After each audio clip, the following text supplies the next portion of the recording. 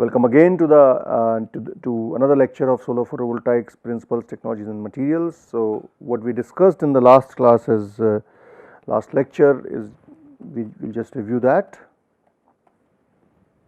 So in the last lecture we looked at the evolution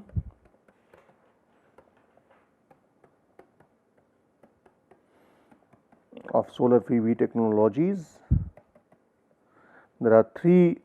So the way it goes is, first we have Gen 1 technologies, then we have Gen 2 and then we have Gen 3. Gen 1 is silicon primarily based on mono and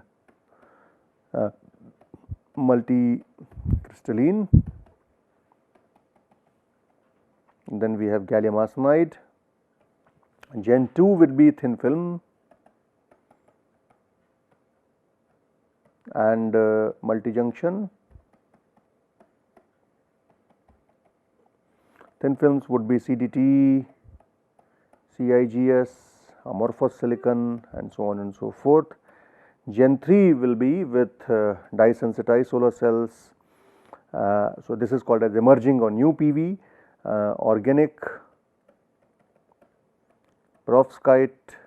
There are other technologies also such as quantum dots, CZTS and so on and so forth, which fall under this category. Okay.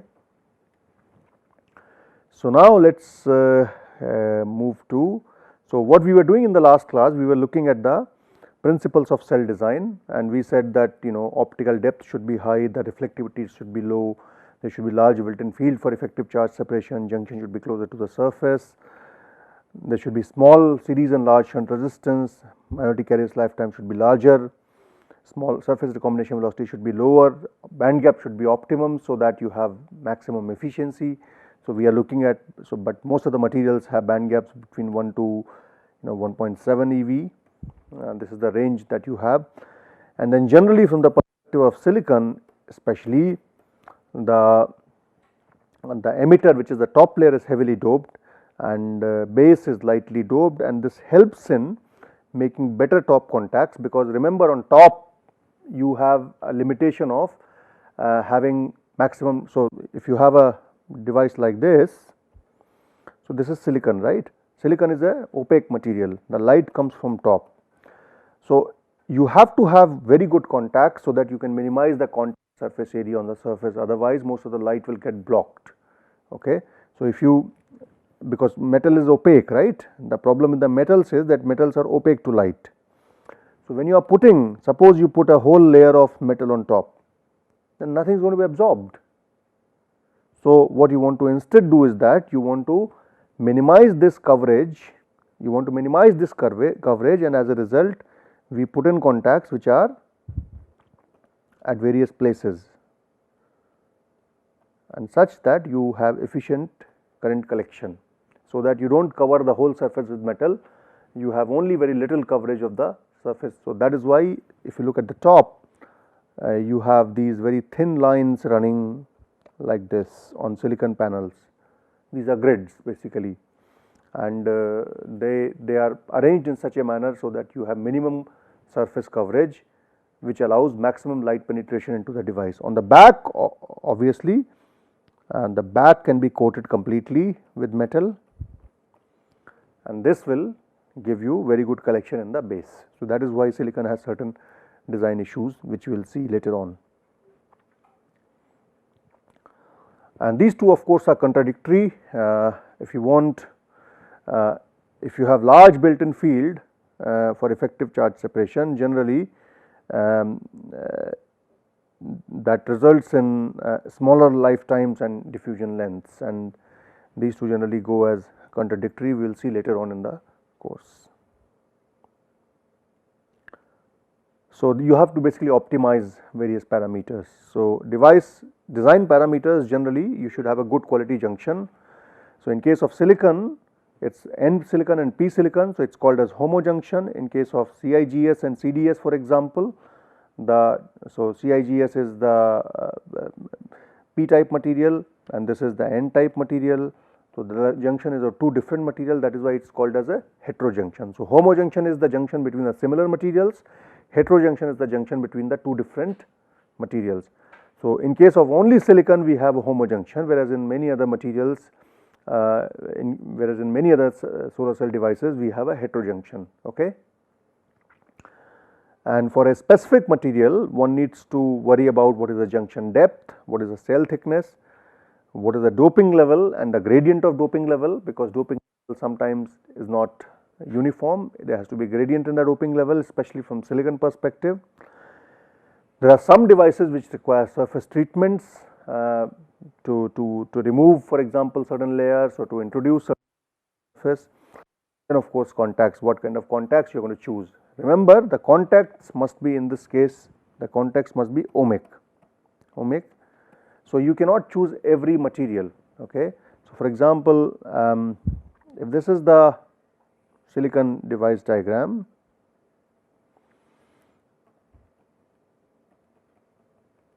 this is the PN junction you have. Now, you are saying that you want to have a reverse current. So, essentially when you are flooding the electron to, so you are saying you are moving the electrons from this side for the short circuit current. The electrons are going from this side to this side, right, and they get collected somewhere. Okay. So, the Fermi level of metal, so basically you are looking at the negative current, okay, you are not looking at the positive current, and here you will have holes which are created as a result of photoabsorption, and these are going to move here. Okay. So, you are going to look at these electrons in such a fashion, you are going to collect these electrons in such a manner, so that the Fermi level of electron the metal does not lie above. So, this is the metal contact. Okay. Metal contact. So, metal has a Fermi level, right. The Fermi level of the metal should be aligned in such a manner, so that you have electron collection. Electron should not be blocked by the energy level of metals. Similarly, on this side you have another metal. The Fermi level of metal should be such that the holes are not repelled, they are collected by the metal. So, metal must make a ohmic contact with respect to both electrons and holes on both sides of the solar cell, and that is why for a different material you will have different contact. You cannot use the same aluminum or same gold or same silver for every solar cell, it will vary depending upon the type of material. Okay. And that is why the choice of this material is extremely important.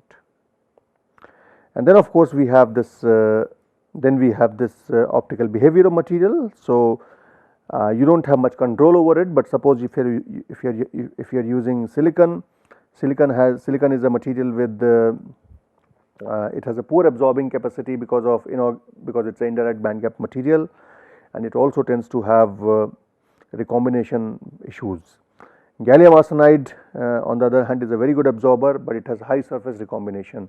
Okay. So, silicon has high bulk recombination and recombination at the rear as compared to gallium arsenide. Gallium arsenide is good absorber because it is a direct band gap material, but it has high surface recombination velocities.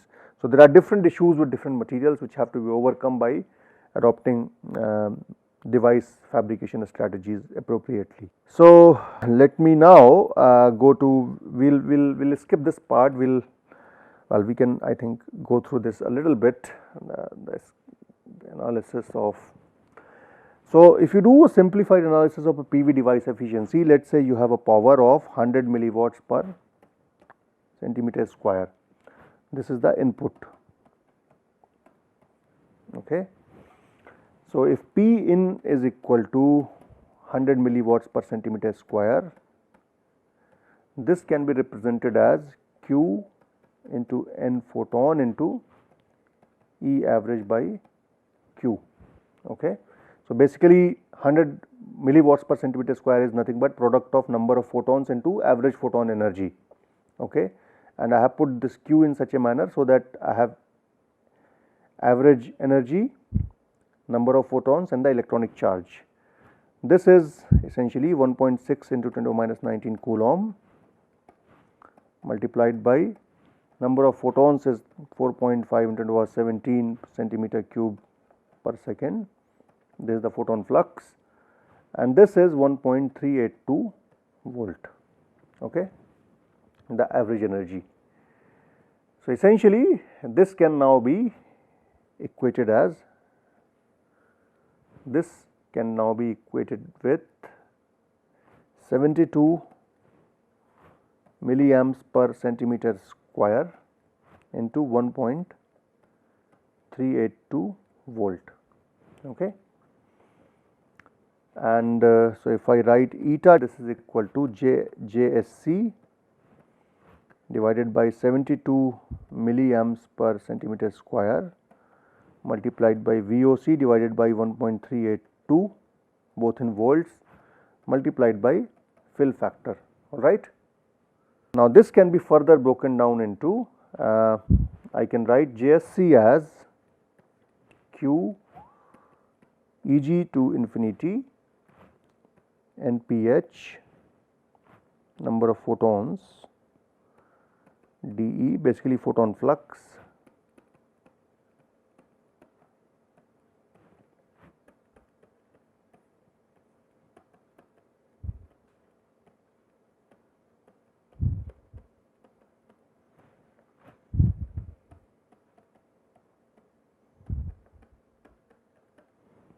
okay. And since all the photons are not, since not all the photons are capable of getting absorbed into the device, there are some which get reflected. So as a result, we can further break this down into this term Q. So this, let us say this is A multiplied by Q into N absorbed divided by Q into Eg to infinity NPH into dE into JSC divided by Q N absorbed into VOC divided by 138. So slowly and slowly you can see what we are doing. We are dividing this simple expression JSC VOC into fill factor into different quantum efficiency, the optical quantum efficiency, the absorption quantum efficiency, basically the how many get reflected here, how many get absorbed here, then finally we will break this down into, so this factor, the first factor comes to be about 0.257, okay, for let us say 2 electron volt semiconductor, okay.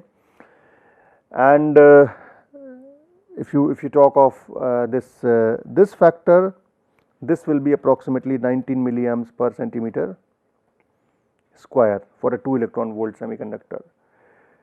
This factor, the one we see here, this depends upon the absorption, okay, how much absorption of material or how much reflection you have.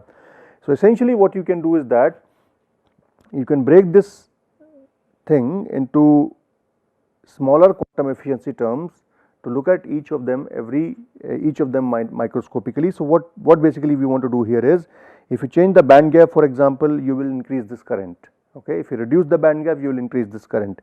If you increase the absorption coefficient, you will increase the number of absorbed photons.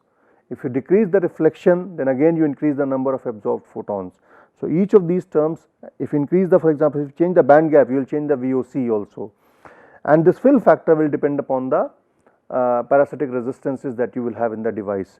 So this gives you a microscopic understanding of what you should do with the design at every stage to get higher efficiency. So we will now move to our discussion on the technology part. So we will first move to single crystal solar cells. We will primarily discuss silicon, and we will just look at the gallium arsenide device design without getting into details of that. So these are Gen 1 technologies. So let us begin our discussion with monocrystalline silicon solar cells.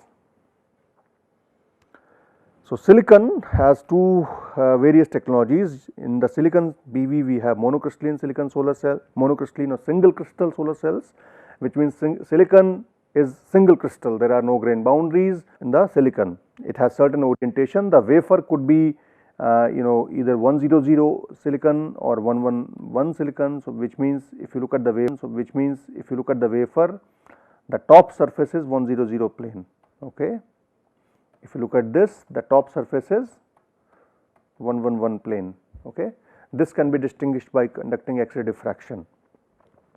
And the other case could be multicrystalline or polycrystalline silicon, where there are grains. So, this has no grains, this has grains. The grain size, however, is generally bigger than the device thickness. Okay. So, this is a condition which minimizes the loss of current or loss of performance of polycrystalline, otherwise there will be huge loss in terms of current. So, essentially you are looking at a configuration like this. See, if the grain size is smaller than the device thickness, you will have this kind of configuration, right. These are the grains. But so this is, let us say, grain size is D and thickness is T, this is D less than T. But if you have other scenario in which D is more than T, then this is your grain size, something like that. So, this is device thickness, this is grain size D. So, D is greater than T. So, when the carriers move up and down, they do not encounter too many grain boundaries. In this case, when the carriers will move here and there, they will find these grain boundaries which will trap the charges. Whereas, in this case, since there are fewer grain boundaries to encounter, there are only vertical grain boundaries, the charges do not face the grain boundaries, as a result they do not get trapped. So, this is a better design. That is why grain size is larger than the device thickness. In this case, the grain size is smaller than the device thickness. Then there is microcrystalline silicon, where grain size is smaller than the device thickness, which is what is this. In fact, D is much smaller than thickness. And then we have thin film silicon, where we generally use amorphous silicon. Thin film silicons are the device thickness is of the order of a few microns, or of the order of a micron, whereas in this case the wave in all these three cases it is wafer thin. So, the whole thing is about 0.3 to 0.4 mm thick.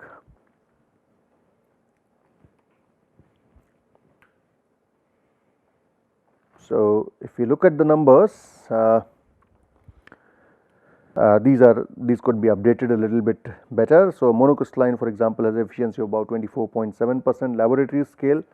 In the production, it has efficiency of about 14 to 18%. Polycrystalline has efficiency of 19.8% at the laboratory level, which is now about 21-22%, and production efficiency is about 15% as of today. Amorphous silicon, in fact, it may be a little higher than 15 as we speak today. Amorphous silicon laboratory efficiency is about 13%, in the production is about 8%. Monocrystalline silicon or polycrystalline silicon wafers have a thickness of about 300 micron, which is 0.3 mm, and amorphous silicon have a thickness of the order of a micron or so. Amorphous means there is no crystalline order. Basically, you have atoms having short atomic arrangement having a short range order.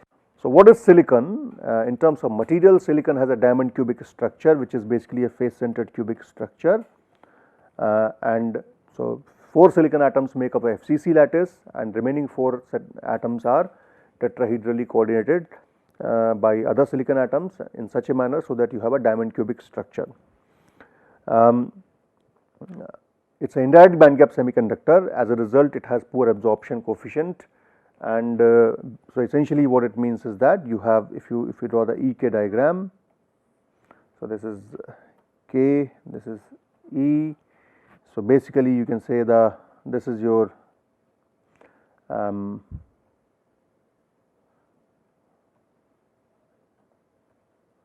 these two do not, so this is conduction band minima, this is valence band maxima, these two, so the transition is like this. So, there is a transition in the energy space as well as in the K space. So, hence it has poor optical absorption as we saw earlier. It has a band gap of 1.1 electron volt, and it has a refractive index of 3.4, natural reflectivity of about 40%. So, as a result it is highly reflective. So, the effort is to minimize the reflectivity of silicon, and despite its poor absorption, can we make it work better? Silicon is generally doped by phosphorus and boron. Phosphorus to make it plus 5 and boron is plus 3. So, this makes it, this is for N type, this is for P type silicon. The VOC of the silicon thermodynamically cannot exceed 18.1% of the band gap. So, as a result, VOC maximum limit of the VOC is 0.88 volt. You cannot get more than that, and generally it is lower than that.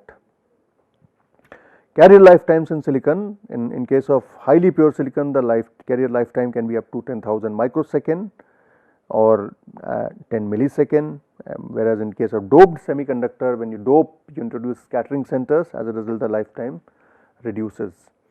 So, if you as we saw last time that if you compare the absorption coefficient of silicon with respect to energy, the gallium arsenide goes something like that,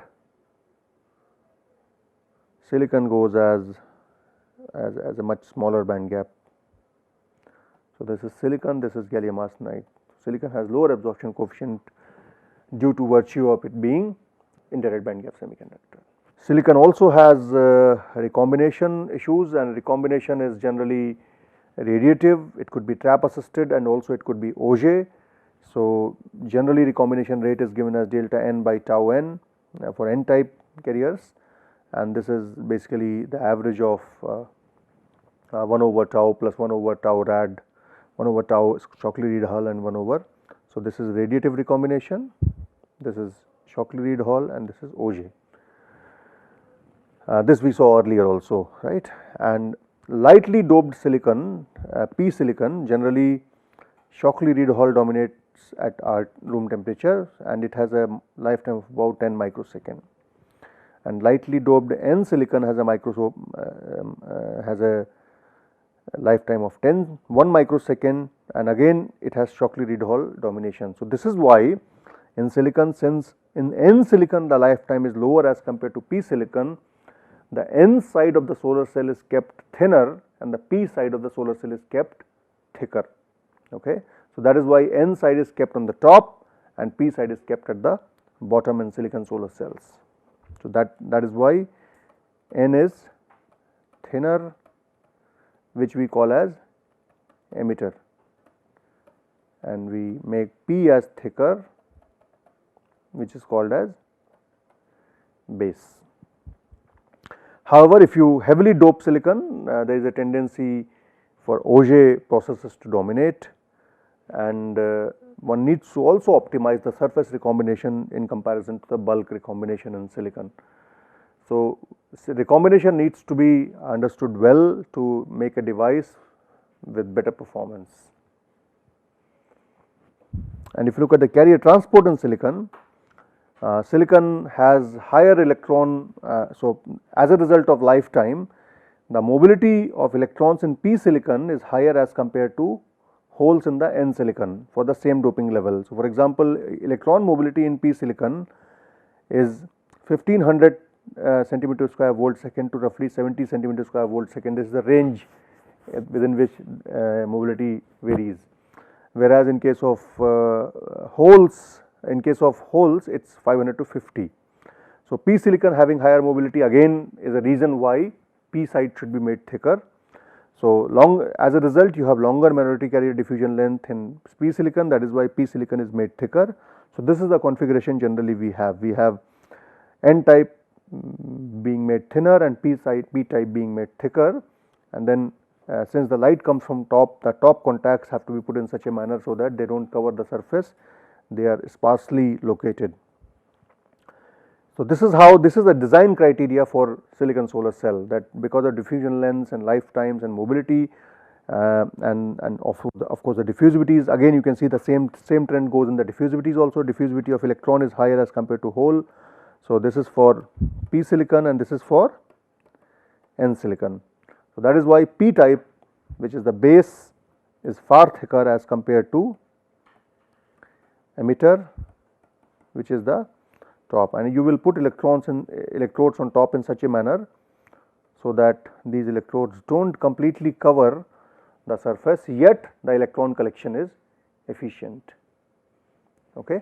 So, the basic design of a silicon solar cell will be a heavily doped very thin n type layer as top emitter and lightly doped thin thick p type layer at the bottom, which is base, and so it's going to look like something like this. This is p silicon, then we have n silicon on top, and the surface of this n silicon is little textured, and this is to improve the absorption. And then on top of that we have a layer of and the contacts are put somewhere like this. These are contacts put at various places. So, this is textured surface to maximize the light absorption, because you will have some internal reflection that will lead to, and then on top of this we have a anti-reflection coating. So, on top of this we will have anti-reflection layer. So, this is a typical device design, and on the back we will have electrode here.